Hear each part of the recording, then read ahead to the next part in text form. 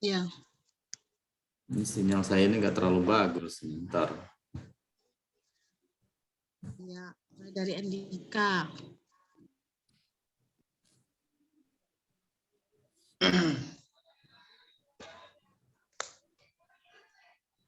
Oke, baik, kita mulai aja. Bismillah. Assalamualaikum warahmatullahi wabarakatuh. Waalaikumsalam. Waalaikumsalam warahmatullahi Sama-sama kita hormati Bu Eriza, Nofrizal, rekan-rekan bimbingan kan, Sri Rahayu, Andika. Terima kasih sudah bisa bergabung pada pagi hari ini kan. Kita akan lakukan, akan kita agendakan, yaitu kita coba menyamakan persepsi ya, sebagaimana halnya yang telah pernah kita bicarakan di Zoom sebelumnya kan. Jadi kita samakan persepsi baik antara mahasiswa bimbing 1 ataupun bimbing 2 kan. Iya, Pak. Jadi di awal kita samakan persepsi, mungkin di awal ini kita akan benahi judulnya seperti apa gitu kan. Jadi kalau judulnya udah kelar, ya oke, nanti kita coba samakan sebetulnya arah riset ini mau dibawa kemana kan. Itu saya rasa sangat penting kita lakukan kan, Iya. agar proses pembuatan baik itu proposal ataupun skripsi nantinya kan itu akan lebih fokus dan terarah kan, lebih efisien dan efektif kan. Nah ini sebetulnya baru nih saya terapi seperti ini kan di PB ini kan. Artinya saya ingin bimbingan-bimbingan kami ini itu betul-betul bisa, yang pertama adalah berproses, jadi bisa berproses tidak instan kan. Yang kedua tentunya dengan proses yang bagus itu kan menghasilkan suatu hasil yang optimal kan, atau yang maksimal kan. Kita sih tidak mengharapkan harus perfecto gitu kan, yang harus ya semaksimal mungkin kan, karena saya sering katakan skripsi atau riset yang bagus itu, yang baik itu adalah yang selesai kan. Jadi setiap ujian itu sering saya katakan seperti itu kan. Tapi saya tambahin, selesai tapi bisa dipertanggungjawabkan. Artinya Anda nanti apakah di ujian proposal, seminar proposal, ataupun di ujian skripsi, monofasa kan, itu bisa mempertahankan kan. Karena pada prinsipnya sesungguhnya Andalah yang meneliti kan, tentu Anda yang lebih paham. Baik penguji ataupun pembimbing itu kan mengarahkan sesuai dengan guideline kan. Nah inilah yang di awal kita coba samakan persepsinya kan. Namun sebelumnya mungkin perlu saya informasikan ke Bu Eri kan. Nah kemarin kita udah melakukan bimbingan bersama kan, artinya perkenalan, overviews, semua bimbingan saya kumpulkan juga via Zoom kan, walaupun belum semua yang hadir kan. Nah itu langkah-langkah proses bimbingan, saya minta dengan sangat kepada mahasiswanya untuk betul-betul memahami substansi apa yang akan diteliti gitu kan. Apa yang akan diteliti itu dipahami betul, masalahnya, ketertarikannya, teori yang digunakan sampai kepada metodologi kan. Nah salah satu PR atau challenge yang saya berikan itu saya minta mereka itu mengumpulkan artikel, jadi membuat merekapitulasi beberapa artikel yang relevan kan. Jadi memang sih nggak ada aturan wajib seperti itu kan. Tujuan saya sebetulnya adalah ya agar mereka ini paham gitu loh. Jadi kalau semakin banyak membaca artikel baik kualitatif ataupun kuantitatif yang relevan, itu akan menambah kasanah pemahaman terhadap baik terhadap cara membuat latar belakang, substansi teori yang digunakan, metodenya seperti apa, sampai kepada ke hasil pembahasan. Itu akan berguna sekali untuk dalam proses pembuatan skripsi ya.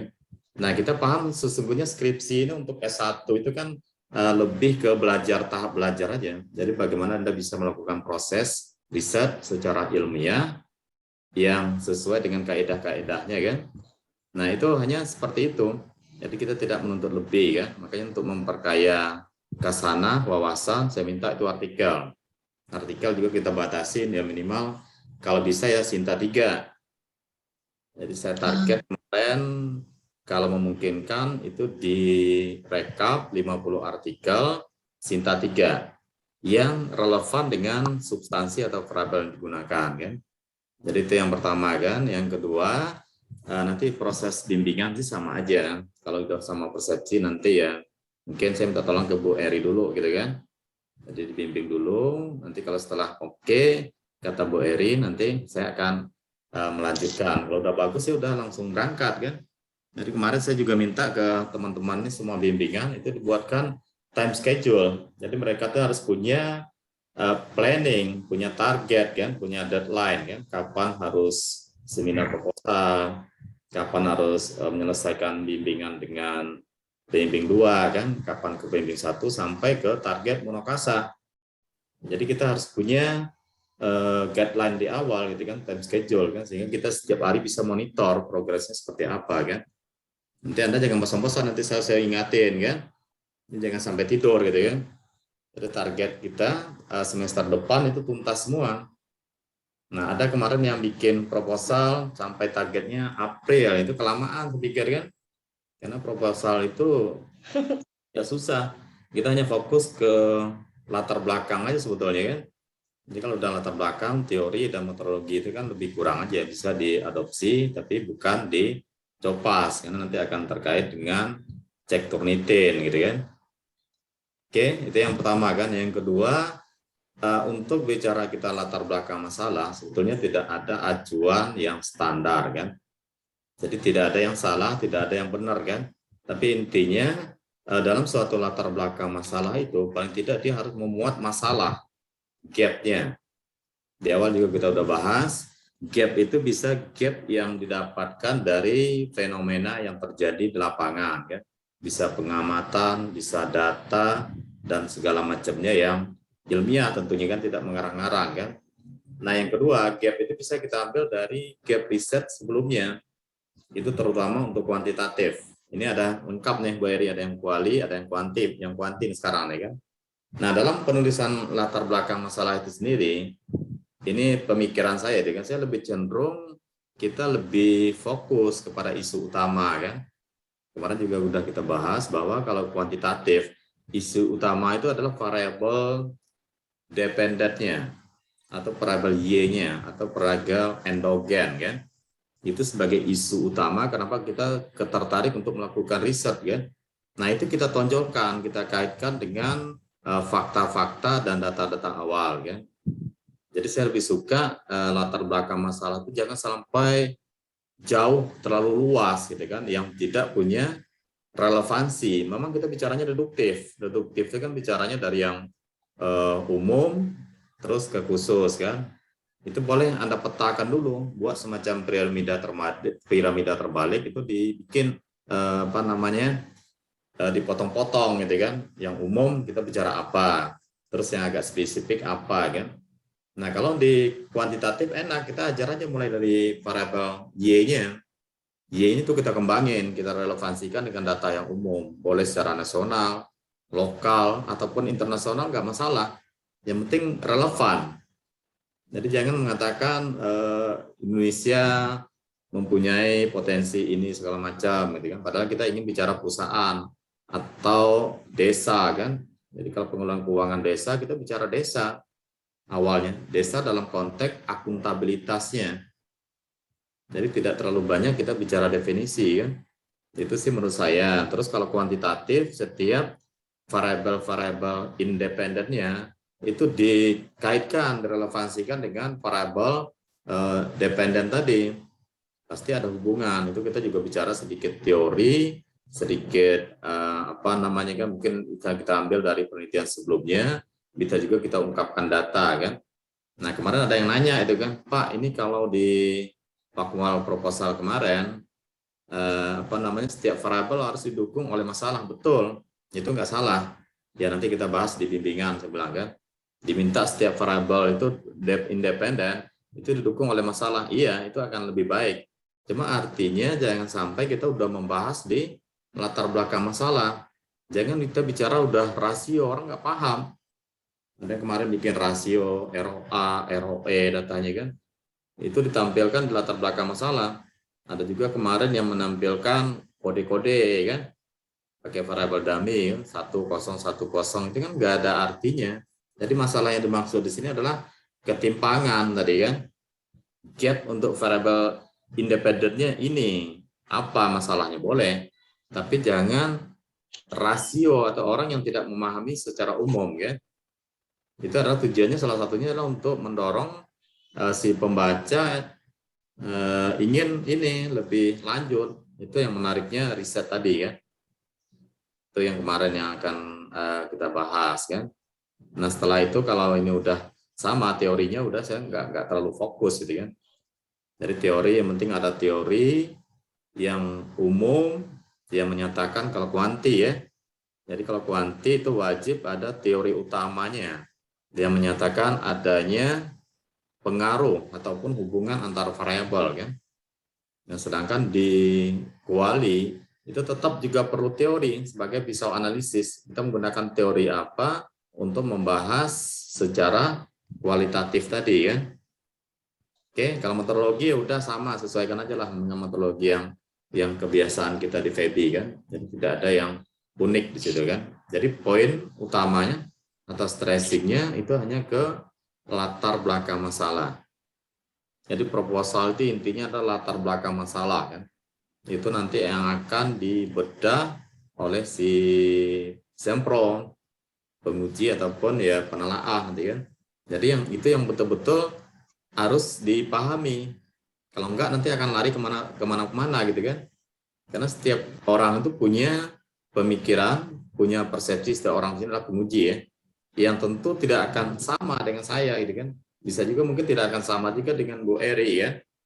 Nah itulah salah satu pentingnya kita adakan bimbingan bersama di awal. Jangan sampai nanti mahasiswa pengennya A, saya pengennya B, Bu Eri pengennya C gitu kan. Jadi kan bingung nanti kan, wah ini stres nanti kan. Nanti skripsi itu jadi suatu hantu kan, sampai ada yang bunuh diri nanti kan. Hantu skripsi ada filmnya gitu lah Bu Eri. Jadi makanya kita samakan kalau ABC nggak bisa disatukan ya udah. Jadi persepsi kita ABC kan semua terakomodir kan. Kita tidak akan memaksakan kehendak. Saya pengennya A, Bu Eri B, mahasiswa C ya. C ini kita jadikan suatu integrasi kan. Kita bingkai. Maka saya berkeinginan yang pengen itu adalah pengennya mahasiswa, bukan pengennya si pembimbing kami kan atau nanti penguji ya. Apalagi penguji. Jadi kadang juga yang namanya nguji itu kan ya dasarnya kadang perspektifnya beda gitu ya. Jadi itu yang kita harus bisa yakinkan ke penguji. Jadi sekalian latihan mental juga kan. Jadi itu poin yang coba kita bahas sekarang ya. Oke, mungkin dari Bu Eri ada tambahan sebelum kita serahkan ke mahasiswanya. Bu Eri, silakan. Oh iya Pak. Assalamualaikum warahmatullahi wabarakatuh. Terima kasih Bapak atas waktunya juga. Sebenarnya Dengar sih ini suaranya. Oke. Ya. Enggak ada ya Pak. Enggak putus-putus, Bu. Sebenarnya Putus saya, Bu. putus sinyal. Walah. Ini Sri, paham nggak? Dengar nggak suaranya? Saya nggak dengar deh. Enggak dengar ya Pak? Halo. Halo. Dengar ya Pak? Iya, terima kasih Pak. Sebenarnya ini juga tahun pertama pengalaman saya untuk membimbing.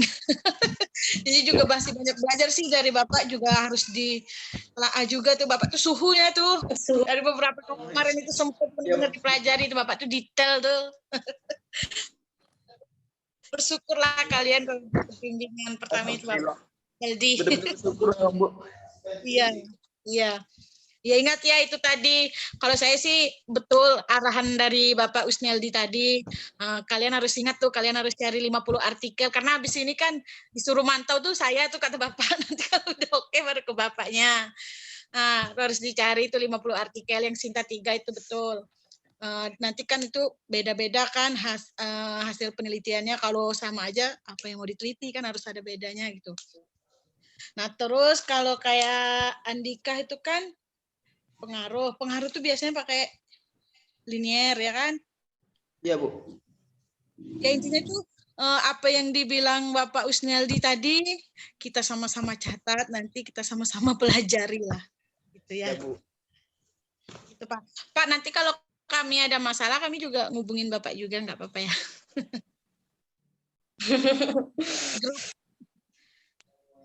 Kalau ada yang perlu untuk kami tanyakan gitu. Gitu sih, siap ya kita ya. Deadline-nya kapan? Deadline-nya? Deadline untuk pengumpulan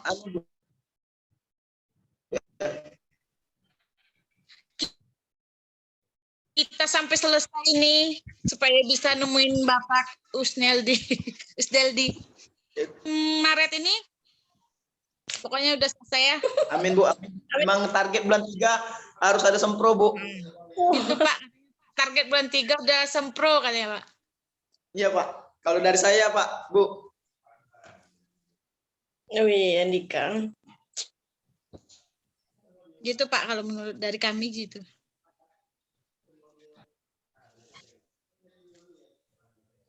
Jaringan Bapak ada sih Bu. Iya sih, tidak dengar apa yang Ah, Bu Heri Iya, nggak apa- dengar sama sekali gitu.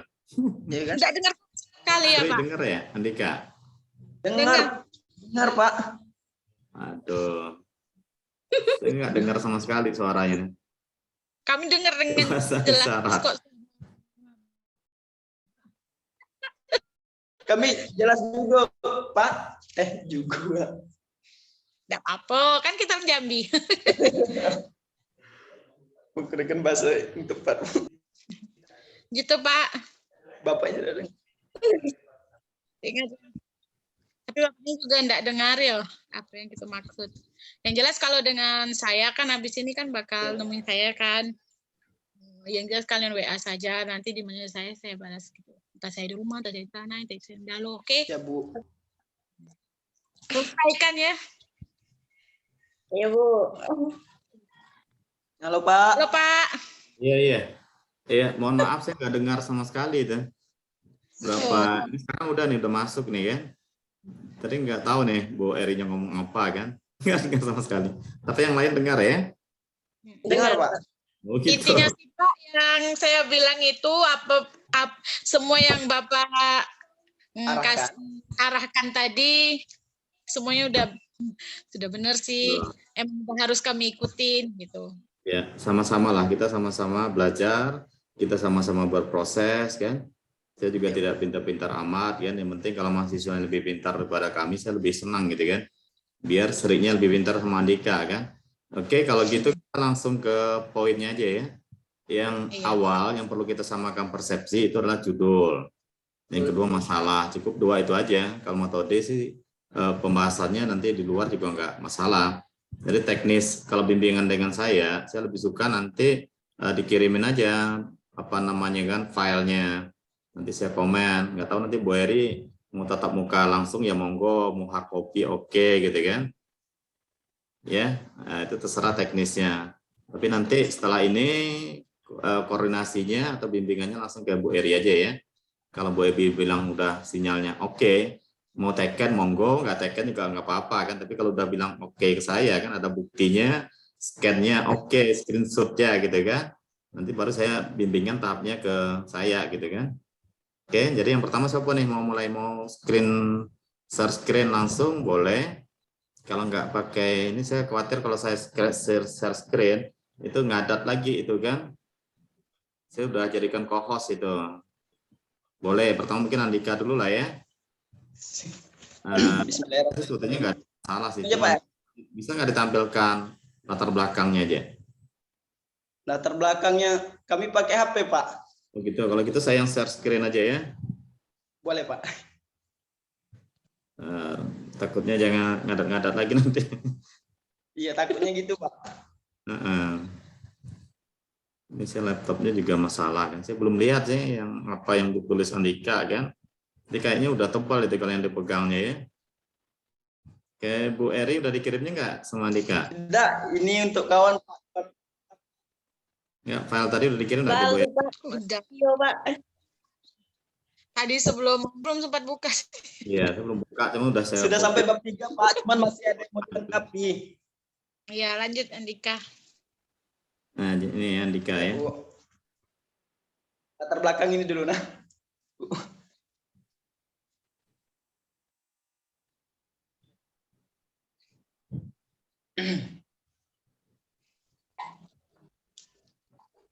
Sinyal Bapak tidak bagus. Ini saya nggak bagus ini kan. Iya Pak. Aduh, Tapi masih jadi ya? Saya udah. Oh. Silo dah. Oke. Sanksi privasi akuntabilitas. Harus beda. Perlu enggak tuh, Pak? Permisi Bu. Jadi tadi kami kan udah cobain masukin desanya ya kan Bu. Ya. Cuman kami itu kata-katanya lebih dari 16 Bu. Selisih 1 cuma lebih 1 Bu, 17 itu kayak mana tuh Bu? Bagaimana sih Pak? Gimana? Saya nggak bisa nangkap. Saya keluar aja itu pakai HP aja. Kenapa? Atau pakai studi kasus gitu. Kalau untuk nutupin itu. Katanya itu Pak, apa kalau dia mau tambahin desanya itu kata-kata itu lebih dari 5 di judul. 16 Bu sekarang.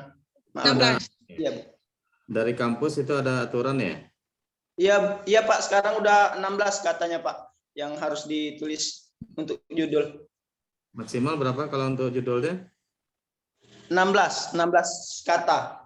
16. Itu dari apa namanya? Pedoman skripsi Pak. Bu. Gitu. Ntar, saya buka dulu ya. Saya buka pakai HP aja dulu. Nggak bisa itu share Ya screen. Pak. Maaf Pak, agak ribet. Kalau kami sih Ini sekarang berapa katanya? Kan dikit ini. Pengaruh transparansi. kayak gini. Ya, 4, 6, 7, 8, 9 ya. Kalau kayak gini gimana Pak? Kami jelasinnya Pak. Boleh. Saya buka juga nih. Nah, kenapa ini? Ini berapa kata sekarang? Ini ada baru 8 dong. 9. 9. Kalau tambahin jadi lebih 16 gitu ya. Lebih Pak. Coba ditambah. Oke, Bu. Jadi kayak mana ya?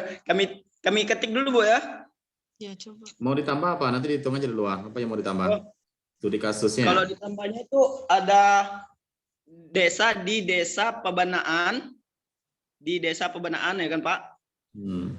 Di desa Pebenaan, Kecamatan Keritang, Kabupaten Indragiri Hilir, tahun 2020. Udah lebih dari 20. Banyakan ya. Banyak. Ya, Banyak Pak. sebenarnya kalau memang aturan kayak gitu ya nggak bisa kita tampilkan, tapi tidak masalah sih. Sebetulnya di dalam nanti kan dari objeknya kita jelasin. Makanya dalam latar belakang masalah juga kita perlu menggambarkan objeknya. Ya, kalau tahun sih nggak perlu, nanti di metodologi bisa kita tambahin kan. Ya sementara kalau memang nggak bisa panjang ya sudah gini aja nggak masalah. Jadi pengaruh transparansi, Akuntabilitas. koma ya. Iya Pak. Oh dibikin koma Pak ya. Relative variable-nya kan, X-nya kan. Ya. Transparansi, akuntabilitas, dan efektivitas terhadap, nah ini mungkin bisa dihilang, terhadap pengelolaan, ya nggak bisa juga ya, pengelolaan keuangan desa udah dihilangin kemarin ya. Oke sih, Gimana Pak? Sementara kan untuk Ya, judulnya nggak usah pakai terhadap. ya. Jadi Kuanti ya. Kenapa Andika? jadi kita buat pengaruh kayak mana Pak? Terhadapnya kita hapus gitu Pak ya? Kita nggak bisa, tetap harus ada terhadap. Kalau kuantitatif itu kan harus ada pengaruh dan terhadap gitu kan. Ini udah pas sih judulnya. Untuk studinya, kasusnya, tahunnya itu di dalam aja dijelasin. Karena kita dibatasin ya. Kalau nggak dibatasin mungkin dalam kurung gitu kan, studi pada desa bla bla bla bla bla kan. Tapi Ya, karena dibatasin udah nggak apa-apa gini. Nanti di dalamnya aja nanti dijelasin ya. Nah ini yang saya wanti-wanti kemarin, pahami itu kan. Indikator-indikator terhadap transparansinya seperti apa. Iya Pak. Ini kita bicara transparansi dan akuntabilitas ini sama nggak itu definisi nanti? Enggak. Dari kajian-kajian sebelumnya. Kalau transparansi apa Pak? Kalau dari yang kajian sebelumnya beda juga Pak. Kalau untuk transparansi itu lebih ke terbuka. Bukan. Pertanggungjawaban Pak. Kalau dari akuntabilitas. Akuntabilitas pertanggungjawaban. Ini antara akuntabilitas dengan pengelolaan keuangan desa ini jadi tumpang tindih dah. Dia bisa iya juga kan, biasanya kan keuangan desa itu kan bicaranya akuntabilitas. Ini pengelolaan keuangan desa ini maksudnya apa gitu kan? Agak bias menurut saya kan, karena keuangan desa itu indikatornya adalah pengelolaan keuangan desa itu indikatornya adalah akuntabilitas. Jadi bagaimana pengaruh transparansi efektivitas. Nah, efektivitas ini kan juga sekarang gini, kita balik memunculkan variabel X tadi, itu kita bicaranya dari Y dulu. Apa aja faktor-faktor yang mempengaruhi pengelolaan keuangan desa, gitu kan? Iya, Pak. Itu dicari. Saya khawatir nanti jeruk makan jeruk, gitu ya. Karena indikator pengelolaan keuangan desa ini yang mempengaruhi apa aja, gitu kan? Karena indikator dari pengelolaan keuangan, saya khawatir indikatornya adalah akuntabilitas. Indikatornya nanti adalah efektivitas, gitu kan? Jadi pengertian pengelolaan desa ini apa faktor yang mempengaruhi pengelolaan keuangannya? Saya belum telusurin, gitu kan? Kan saya katakan tadi, nanti kan Bu Eri mungkin bisa nambahin, saya nggak terlalu paham, gitu kan? Pengelolaan keuangan desa ini dipengaruhi oleh apa? Kan apakah benar ada riset yang menyatakan itu dipengaruhi oleh transparansi, kan? Apakah benar dipengaruhi oleh akuntabilitas? Jadi kan indikator dari pengelolaan keuangan desa itu malah akuntabilitas itu sendiri, gitu kan? Atau efektivitas, kan? Gimana itu menurut Anda? Maksudnya Anda gimana itu penelitiannya? Kami kemarin ada baca jurnal juga, Pak, gini kan. Ini kalau efektivitas ini lebih agak memang mengerikan daripada akuntabilitas, Pak. Bahwasanya kemarin kami baca efektivitas itu berpengaruh terhadap pengelolaan pengaruh efektivitas itu kayak mana ya? Kami susah jelasannya, Pak. Pengelolaan keuangan desa ini diukur pakai apa nanti? Bagaimana Anda tahu menyatakan pengelolaan keuangan desa ini bagus atau jelek, kan? Apa indikatornya nanti pengelolaan keuangan desa ini?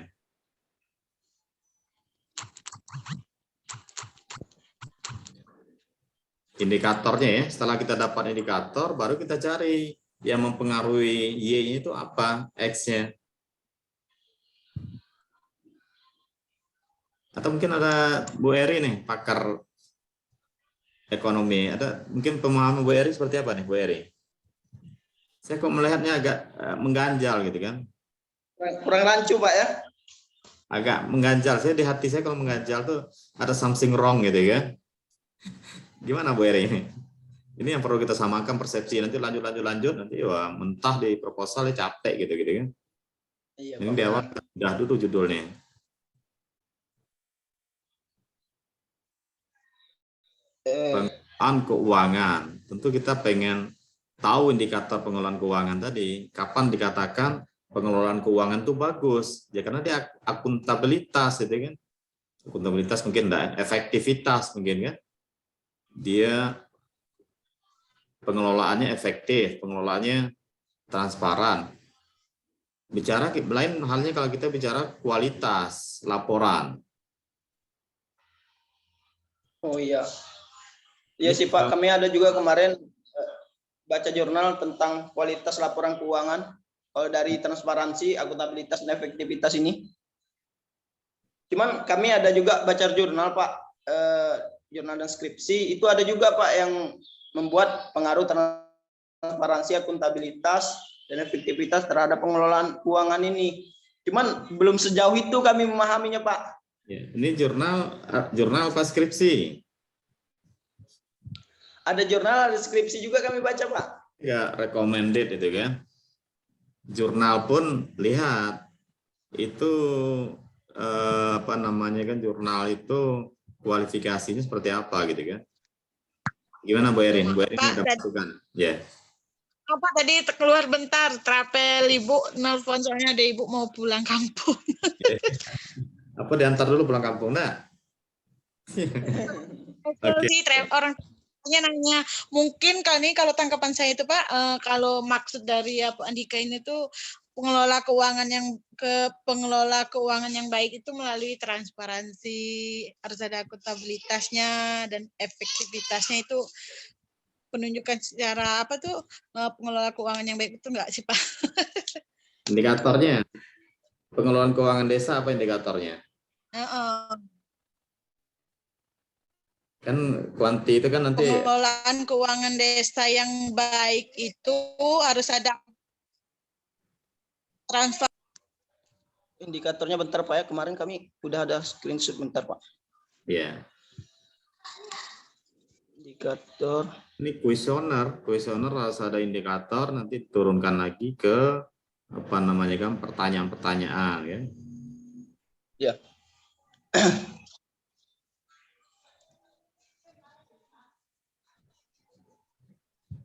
Harus transparan. Nanti malah indikatornya transparan itu sendiri kan. Indikator pengelolaan keuangan yang baik, dia transparan, dia akuntabilitas, dan dia efektif. Nah, nggak bisa kalau kayak gitu. Yang bisa itulah dipengaruhi. Jadi pengelolaan keuangan desa ini dipengaruhi oleh apa gitu kan. Kan itu kan, kalau pertanyaan umumnya kan faktor-faktor yang mempengaruhi pengelolaan keuangan desa kan. Kan itu kalau rumusan umumnya. Kalau khususnya kita tentukan faktornya ini, terus apa gitu ya. Itu baru kita bisa ukur. Tapi kalau indikator itu jeruk makan jeruk nantinya. Iya sih. Indikatornya proses pembuatan sebuah keputusan secara tertulis akan berhasilnya kelengkapan informasi kejelasan dari saran kebijakan. Kalau di seminar proposal kacau kita kalau udah kayak gini kan. Iya Pak, banyak kenanya Pak. Iya, kemudian sekarang kita kacau kan antara kita dengan kita aja itu nggak masalah gitu kan. Ya, cara ini kan saya nggak paham juga itu kan. Saya sama-sama belajar kalau di sini kan. Kalau paham saya bukan nguji nih, belajar juga nih. Kalau paham saya langsung arahkan. Kalau bidang akuntansi saya paham kan, terutama untuk yang sekundernya kan, masab sekunder kan. Atau PR dulu, kita lanjut dulu ke Bu Sri-nya, Mbak Sri-nya. Kamu cari dulu indikator-indikator masing-masing variabel ya, dan faktor Berarti yang kami mempengaruhi pengelolaan keuangan desa. Searching dulu lah. Ya gitu lah. siap-siap. Nah, Berarti ini cari indikatornya Pak ya, yang mempengaruhi dari pengelolaan. sekarang bukan besok ya, sambil kita ke Iya, Pak. Siap, Pak. Sri-nya. Ya, Sri ini kualitatif ini. Iya, Pak. Silakan lanjut ke Mbak Sri-nya.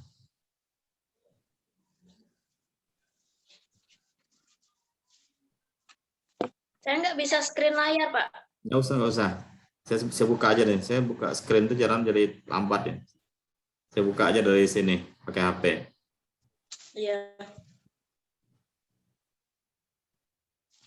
Judulnya apa?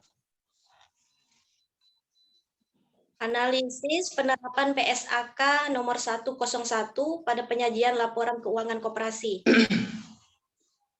Oke, ini kan kualitatif kan. Kalau kualitatif itu kan bisa bolanya lebih liar gitu ya. Tidak perlu kita telusuri secara detail seperti si Andika tadi. Oke, dari sisi judul berarti PSAK nomor 101 pada penyajian.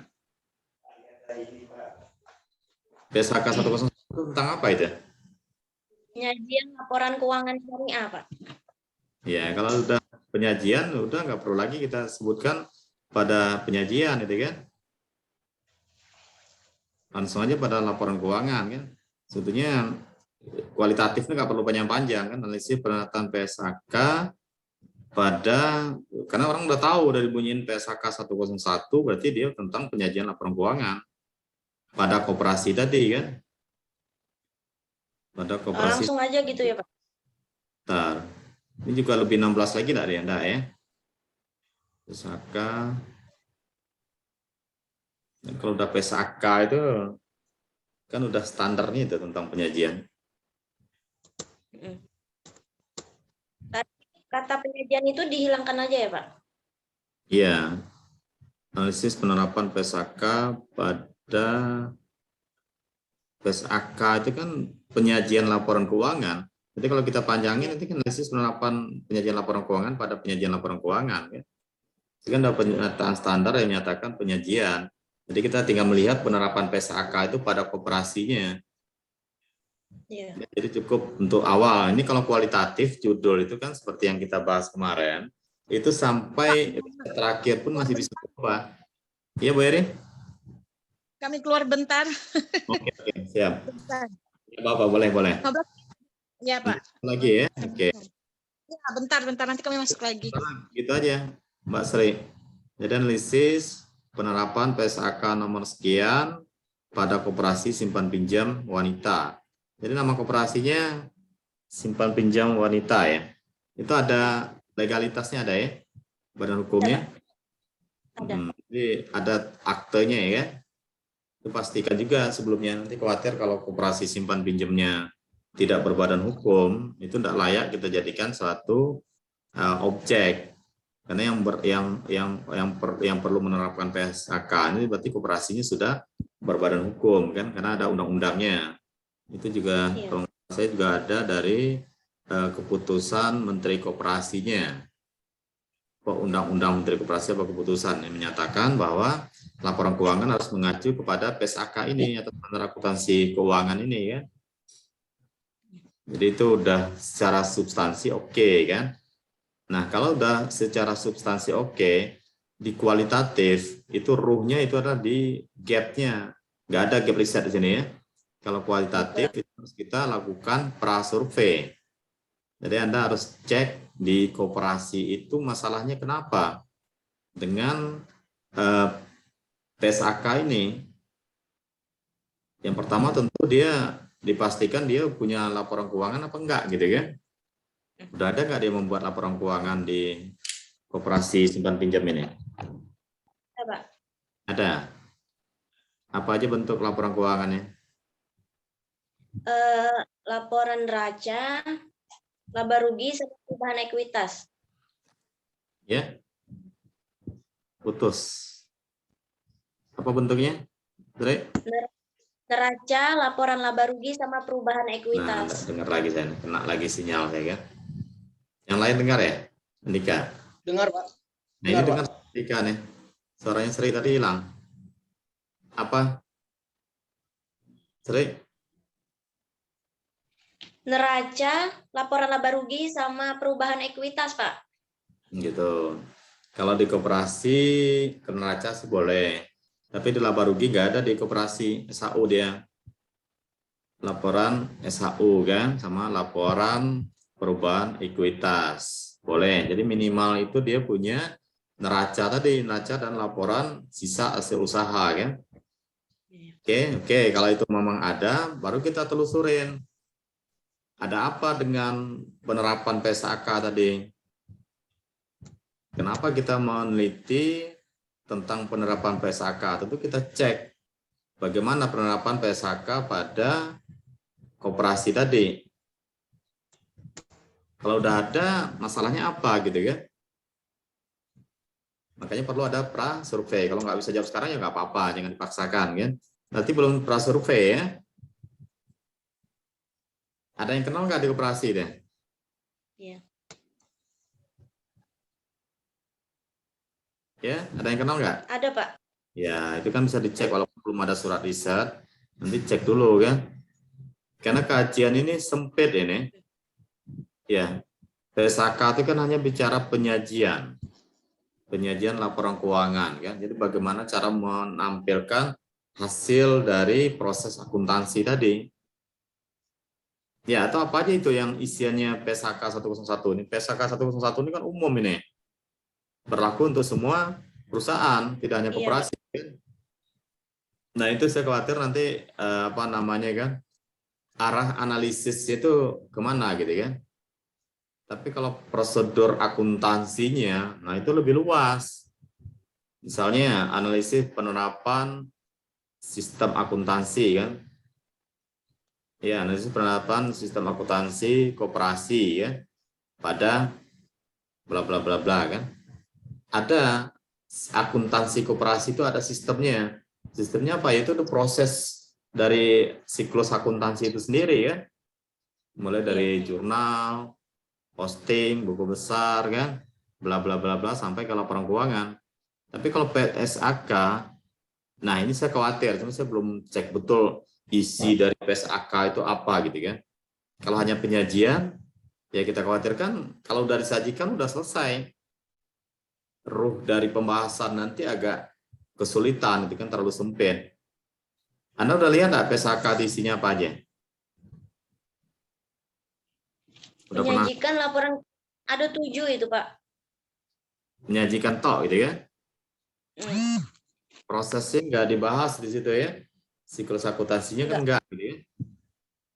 Nah nanti bisa nggak kira-kira menganalisisnya? Karena sesuatu laporan itu kan udah pasti ada atau tidak doang. Kalau masalahnya nggak ada ya tinggal dibuatin. Oke, ini juga perlu dipertimbangkan. Kalau saya sih nyaranin lebih fokus ke proses akuntansi koperasinya. Nanti pembahasannya bisa lebih luas.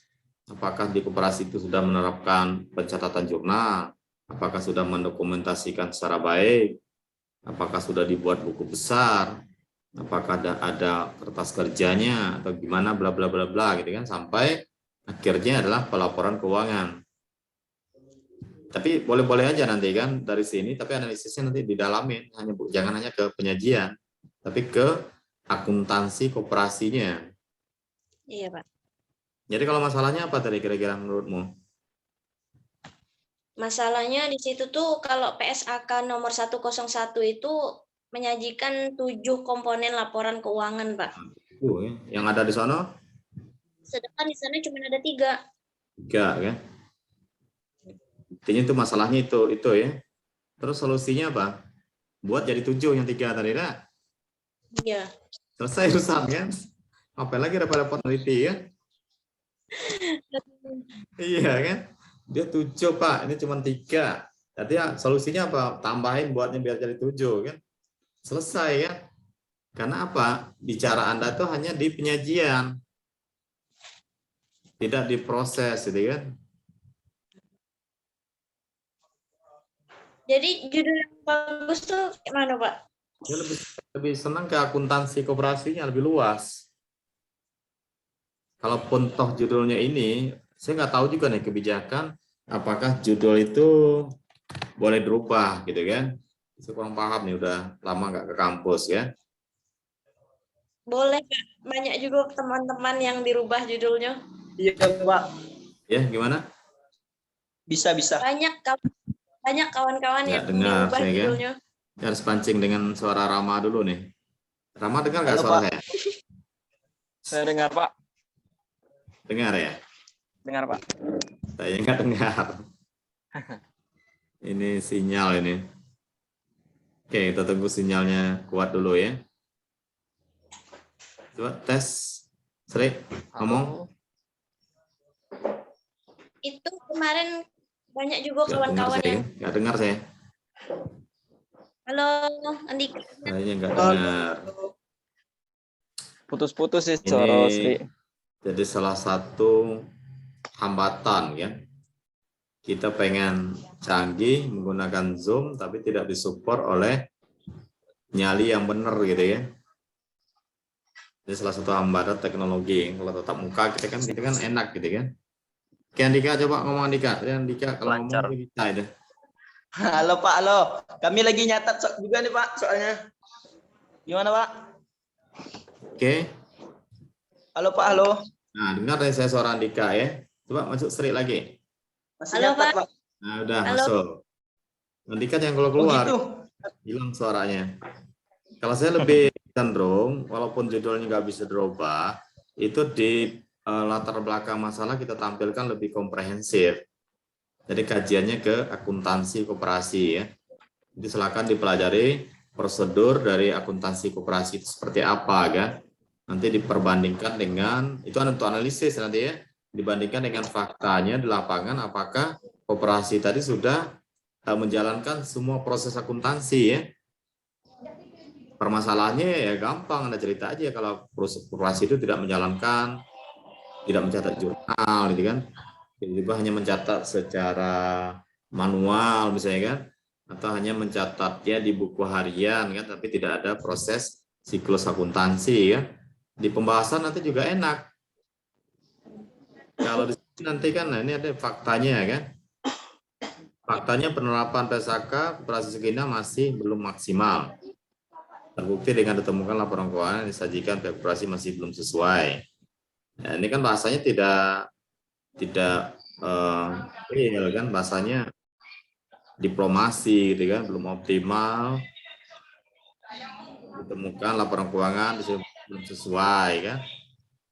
Terdapat kekurangan itu kurang tepat dalam melakukan pos pada laporan keuangan. Yang kurang tepatnya apa, yang belum optimalnya apa gitu kan. Yang belum sesuai bagaimana kan? Sudah laporan keuangan tidak disesuaikan kan? Nah kan terlalu dikit, Anda kebingungan sendiri kan buat masalah kan? Karena dia hanya bicaranya penyajian komponen laporan keuangan kan? Tapi kalau akuntansinya bisa luas, bisa dari pendokumentasian, bisa dari pencatatan, bisa proses akuntansi secara keseluruhan itu kan sampai penyajian laporan keuangan. Laporan penyajian laporan keuangan itu kan hanya step terakhir. Jadi akuntansi itu ada 4 step: pencatatan, pengelompokan, baik kisaran dan pelaporan. Nah, pelaporan itu aja dia bicaranya penyajian. Judulnya mau nggak dirubah juga nggak apa-apa, tapi pembahasannya proses. Karena ini kualitatif. Tapi tetap saya minta cari juga jurnal tadi. Tujuan jurnal itu apa?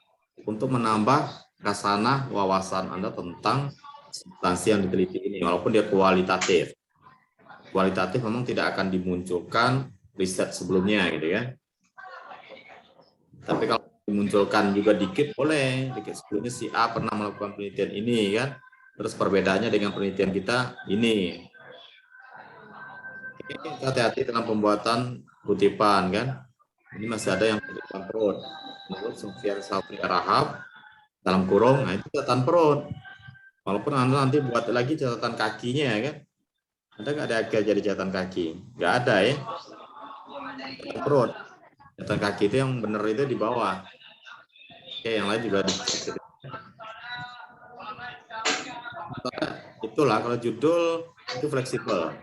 Yang penting masalahnya yang diungkap ya. Buatan latar belakang masalah boleh nih kan, latar belakang boleh. Berapa halaman dapat ini kan?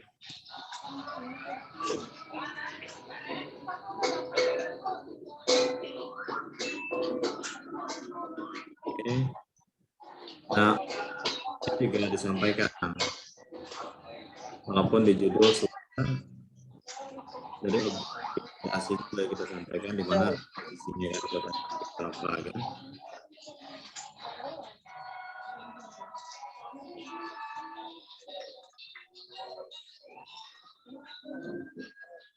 Oke, ada pertanyaan nggak ini si Sri Rayo? Judul fleksibel, penting masalahnya harus ya. Yang seperti Bapak bilang juga tidak apa-apa, soalnya banyak kawan-kawan yang udah diganti.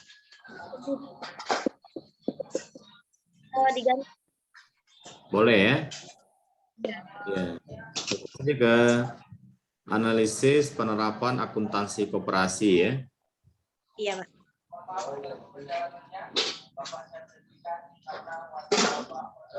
Ada koperasi simpan pinjam. Koperasi simpan pinjam itu dibuat dipendek KSP aja nggak apa-apa. Analisis penerapan akuntansi koperasi pada KSP. Sipin Kota Jambi ya. Boleh dipendek itu koperasi simpan pinjam. Terus masalahnya ditambahin. Ya, biar nampak ini mau betul-betul ingin kita teliti ya, ada masalahnya kan. Di penerapan pencatatan jurnal ini seperti apa kan. Dari sisi laporannya juga boleh tambahin. Karena kalau di udah akuntansi itu dia udah 4 proses. Pencatatan, kita bicara PSAK 101 tidak masalah di dalamnya. Karena acuannya juga bisa ke PSAK 101 ya. Kuncinya tadi baca artikel orang ya. Itu adalah sebagai inspirasi kita untuk membingkai latar belakang masalah. Jadi latar belakang masalah jangan 100% dari kepala kita pecah nanti ya. Jadi kita melihat membaca artikel yang orang-orang gitu kan, sehingga kita enak tapi tidak disalin ya. Jadi kita baca sistematikanya aja, urutan-urutan ya kan. Oke. Kalau itu sudah oke, itu silakan nanti langsung aja bimbingan ke Bu Eri kan, itu lebih teknis dan spesifik ya. Jadi latar belakang masalah itu dibaca itu enak, itu aja kuncinya. Dia sistematis, dia berurut, ada benang merahnya dari umum ke khusus, dan yang roh utamanya itu adalah ada masalahnya gitu kan, ada gap, das solen das sein gitu orang kan, yang seharusnya teoritis ini faktanya tidak begitu gitu kan, itu masalah. Nah, kalau bicaranya penerapan akuntansi ya bicara juga lah dari awalnya ke koperasi dulu, perkembangan koperasi. Ini kan tidak koperasi syariah nih kan, ya kan, bukan koperasi syariah kan, dan tidak ada hubungannya dengan akuntansi syariah. Yang objek yang Anda teliti ini, ada nggak kaitannya dengan akuntansi syariah? Nggak ada ya, umum. Nanti kalau bicara akuntansi syariah, nanti ya objeknya harus syariah, koperasi konvensional. Jadi di awal bicara perkembangan koperasi aja, ya, peran koperasi terhadap ini umat, ekonomi nasional atau lokal gitu kan. Jadi itu dicatat, jangan ke akuntansi syariah awalnya. Jadi perkembangan koperasi. Nah, lebih kerennya kalau bisa dapat data ya ditambahin data koperasi tadi. Ya, ditambahin data koperasi kan bisa cari di internet itu kan, online di ya Kota Jambi aja. Nggak mau nasional kan. Jadi perkembangan koperasi dalam beberapa tahun dilihat dari pertumbuhan jumlah koperasi kan, bisa ya. Iya. Nah, jadi kita keren dikit ada data kan. Terus kalau kita udah bicara perkembangan koperasi, terus kita lihat kontribusi koperasi itu terhadap perekonomian itu seperti apa. Untuk poin yang agak menyempit ya. Pertama kan umum nih, koperasi secara umum, terus peran koperasi seperti apa kan. Nah, berikutnya kita baru masuk ke akuntansi. Apa akuntansi dalam satu entitas koperasi tadi? Untuk akuntabilitas yang dibahas oleh si Andika kan, untuk kepentingan internal, eksternal ya. Karena enak baca koperasi dulu, terus kontribusi koperasi ke perekonomian, terus perlunya akuntansi di situ apa gitu kan. Boleh dari jurnal sebelumnya, keren itu kan. Ya, jurnal sebelumnya bicara tentang peran laporan keuangan itu apa kontribusinya atau apa manfaatnya atau apa fungsinya, peranannya dalam pengelolaan suatu koperasi tadi kan. Itu kan cerita-cerita aja. Jadi semula lagi dari perkembangan, terus peran koperasi terhadap perekonomian masyarakat, terus akuntansi ini apa katanya untuk kemajuan koperasi kan. Ya kan, terus bawah lagi baru kita objeknya. Jadi penelitian kita akan lakukan pada koperasi simpan pinjam yang wilayahnya objeknya secara umum aja ya kan. Nah setelah itu baru kita berdasarkan pengamatan awal ditemukan beberapa masalah. Masalah pertama misalnya koperasi belum melakukan proses pencatatan secara baik dan benar ditandai dengan tidak adanya jurnal. Bukannya kamu karang-karang aja lah kan, nggak apa-apa kan. Usah kaku-kaku amat, orang yang akan nanya juga betul apa tidak gitu kan. Yang penting paham akuntansinya. Ya disalah-salahin aja gitu kan. Di proses pempostingan juga tidak dilakukan kan. Akuntansi masih dilakukan pencatatan secara manual kan? Tapi tidak didukung oleh bukti yang ngarang-ngarang aja lah ya. Nggak apa-apa ya. Terus bila bisa juga ditambahin kalau mau keren lagi kan, mungkin sebelumnya sudah ada peneliti sebelumnya melakukan ini apa namanya kan tentang ini kan, tapi dilakukan pada ini yang belum begini gitu kan, maka saya tertarik kan gitu kan. Nah kalau bahasa terjemah ditingkai dalam sesuatu yang enak dibaca, orang nanti akan terpesona waktu ujian nanti ya, seminar proposal. Kita juga nanti kalau untuk seminar proposal tidak boleh membaca harus menjelaskan, tidak harus membaca latar belakang masalah akuntansi syariah pada masuk pada bentuk penerapan bla bla bla, nggak perlu. Jadi jelasin aja akuntansi koperasi seperti ini, kontribusi terhadap masyarakat ini, terus dengan akuntansi gitu kan masalahnya selesai. Jadi orang akan ketika Anda bisa menjual teliti, tapi membaca itu udah bad mood gitu. Baca slide. Saya nggak boleh baca itu kalau saya nguji ya. Jadi baca tanya gitu kan. Itu sudah kalau kita nggak usah baca punya Putus-putus pasal. suaranya, Pak. Kenapa? Hah? Putus-putus suaranya, Pak. Terus Iya, Pak. besok pindah tempat lah itu kan. Soalnya aku lagi di Ultranya ini. Ada sub ini baginya. Tapi yang saya sampaikan tadi nggak nyambung gitu ya. Kalau nggak nyambung boleh nanti April telepon.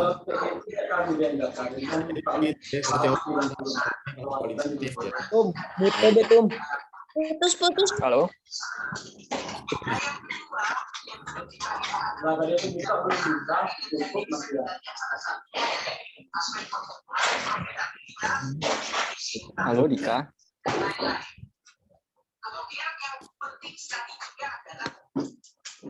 Ya ada kalau aku ke kampus Binaru. Gimana? Iya, Oke.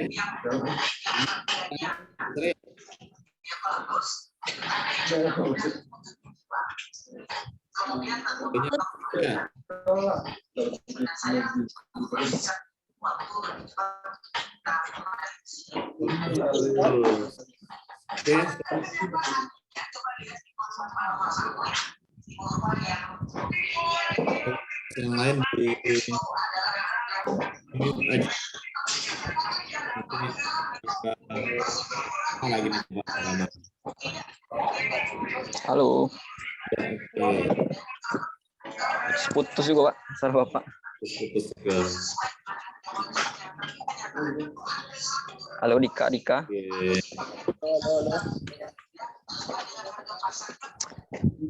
Gimana? Masih putus-putus? Oke, udah lumayan lancar Pak. Nah, iya. Tadi aku ya, pending nanti kalau ada yang telepon aja.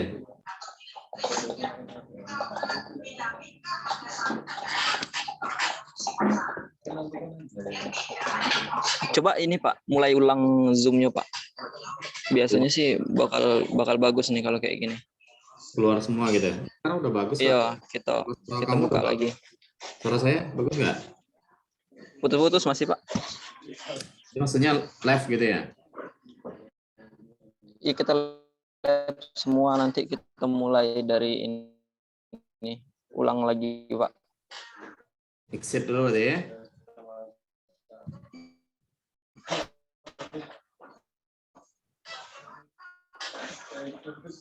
Oke, ntar.